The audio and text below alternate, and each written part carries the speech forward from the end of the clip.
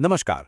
आज के इस नए एक्सप्लेनर में हम सीधे एक ऐसे विषय पर बात करेंगे जिसने हाल ही में हम सबको चौंका दिया था। याद है ना, जब अचानक से पूरे देश में लाखों मोबाइल फोन पर एक साथ एक बहुत ही तेज अलार्म बजने लगा था। वो कोई फोन की खराबी नहीं थी, बल्कि एक बेहद अहम तकनीक का परीक्षण था। आज हम भारत के इसी इमरजेंसी अलर्ट सिस्टम के हर पहलू को डिकोड करने जा रहे हैं। ये चर्चा आम जनजीवन की सुरक्षा के लिए तो जरूरी है ही, साथ ही प्रतियोगी परीक्षाओं की तैयारी कर रहे छात्रों के लिए भी एकदम काम की है। तो चलिए बिना किसी देरी के शुरू करते हैं। अब जरा उस दिन को याद करते हैं। हम सब अपने अपने काम में लगे थे और अचानक फोन स्क्रीन पर एक बड़ा सा फ्लैश मैसेज आ गया, साथ में वो तेज बीप की आवाज। स्क्रीन पर दिखने वाला ये मैसेज ठीक वैसा ही था जिसने देश भर में हलचल मचा दी थी।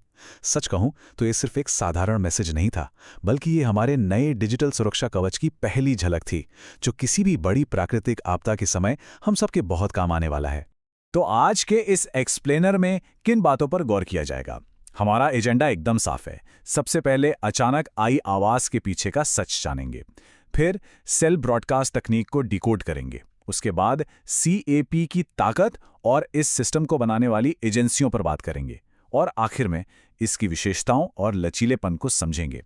ये स्ट्रक्चर खास तौर पर नोट्स बनाने वालों के लिए काफी फायदेमंद रहेगा।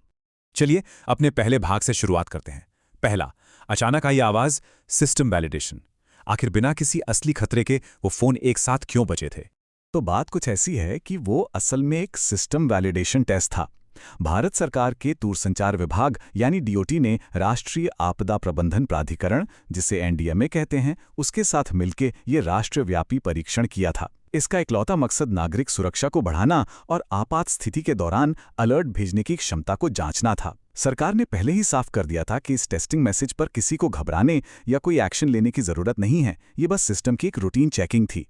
अब आगे बढ़ते हैं दूसरे भाग की तरफ। दूसरा, सेल ब्रॉडकास्ट को समझना। ये कैसे काम करता है? आइए देखते हैं कि अचानक स्क्रीन पर आने वाले इस पॉपअप के पीछे की साइंस क्या है। यहाँ जो सबसे दिलचस्प टर्म है वो है सेल ब्रॉडकास्ट या CB। अब ये नॉर्मल मैसेजिंग से बिल्कुल अलग है। ये पूरी तरह से जियो टारगेटेड होता है। मतलब ये मैसेज किसी एक व्यक्ति के खास नंबर पर नहीं भेजा जाता, बल्कि एक तय इलाके में जितने भी मोबाइल टावर होते हैं उनसे जुड़े हर एक फोन पर लिए एक साथ ब्रॉडकास्ट किया जाता है, बिल्कुल रियल टाइम में, ताकि पलक झपकते ही हर किसी तक जरूरी जानकारी पहुंच जाए। इसको ऐसे समझते हैं कि नॉर्मल SMS और सेल ब्रॉडकास्ट में असल में क्या फर्क है। देखिए, जब कोई आपदा आती है तो नेटवर्क पर इतना भारी ट्रैफिक बढ़ जाता है कि हमारे नॉर्मल SMS या तो लेट हो जाते हैं या फिर फेल हो जाते हैं। लेकिन सेल ब्रॉडकास्ट तकनीक एकदम अलग चैनल का इस्तेमाल करती है, जिस पर नेटवर्क की भीड़भाड़ का कोई असर नहीं पड़ता। यानी एक फिक्स्ड एरिया के सभी मोबाइल फोन पर तुरंत और एक साथ अलर्ट पहुंचने की पक्की गारंटी है। ना कमाल की तकनीक? चलिए अब तीसरे भाग पर आते हैं। तीसरा, CAP की ताकत, वैश्विक मानक। अब उन ग्लोबल रूल्स की बात करते हैं जो इस पूरे सिस्टम को मुमकिन बनाते हैं। अब जो लोग प्रतियोगी परीक्षाओं की तैयारी कर रहे हैं वो इस पॉइंट को जरा ध्यान से सुने। कॉमन अलर्टिंग प्रोटोकॉल, जिसे शॉर्ट में CAP कहते हैं, ये एक इंटरनेशनल स्टैंडर्ड है जिसे संयुक्त राष्ट्र के निकाय अंतर्राष्ट्रीय दूरसंचार संघ या ITU ने रिकमेंड किया है। ये अभी भारत के सभी 36 राज्यों और केंद्र शासित प्रदेशों में एक्टिव है। CAP का मेन काम ये पक्का करना है कि अलग-अलग सिस्टम और प्लेटफॉर्म एक ही यूनिवर्सल भाषा में इमरजेंसी अलर्ट को समझ सकें और बिना किसी रुकावट के आगे प्रसारित कर सकें। ये पूरा प्रोसेस असल में काम कैसे करता है? बहुत ही स्मूथ तरीके से सरकारी आपदा अलर्ट सिस्टम सीधे हमारे टेलीकॉम ऑपरेटरों के नेटवर्क से जुड़ता है, और इससे कोई फर्क नहीं पड़ता कि फोन 2G है, 3G है, 4G है या एकदम नया 5G। ये सिस्टम पूरी तरह से ऑटोमेटेड है। मतलब सरकार के सिस्टम से अलर्ट निकला और बिना किसी इंसानी दखल या देरी के सीधा उस लक्षित इलाके के हर फोन की स्क्रीन पर पॉपअप हो गया। अब आते हैं हमारे चौथे सेक्शन पर। चौथा, अलर्ट के पीछे की एजेंसियां, इसके निर्माता।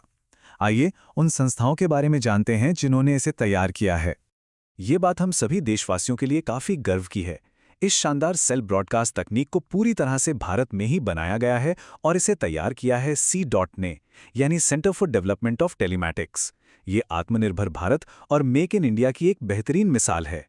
सबसे अच्छी बात यह है कि इसे खास तौर पर भारत की अपनी भौगोलिक और जनसांख्यिकीय जरूरतों को ध्यान में रखकर ही डिजाइन किया गया है।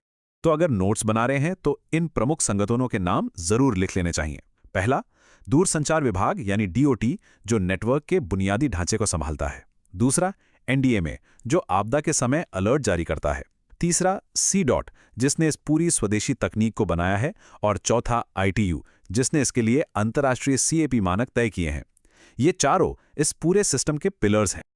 अब बढ़ते हैं आज के हमारे आखिरी भाग की ओर। पांचवा, विशेषताएं और लचीलापन केवल आवाज से परे। आइए देखते हैं कि ये सिर्फ एक शोर मचाने वाले अलार्म से कितना बढ़कर है। इस सिस्टम की सबसे बड़ी खासियत इसका समावेशी होना है। ये सिर्फ अंग्रेजी या हिंदी तक सीमित नहीं है, बल्कि इसमें वर्नाक्युलर लैंग्वेज सपोर्ट है, यानी ये कई क्षेत्रीय भाषाओं में अलर्ट भेज सकता है। इसके अलावा इसमें मैसेज रीड अलाउड फीचर भी है, जो मैसेज को बोलकर सुनाता है। ये फीचर दृष्टिबाधित लोगों के लिए या ऐसी सिचुएशन में जब कोई स्क्रीन नहीं देख सकता, बहुत मददगार साबित होता है। साथ ही ये सिस्टम लगातार अपनी हेल्थ खुद मॉनिटर करता रहता है, ताकि ऐन मौके पर कोई तकनीकी खराबी ना आए।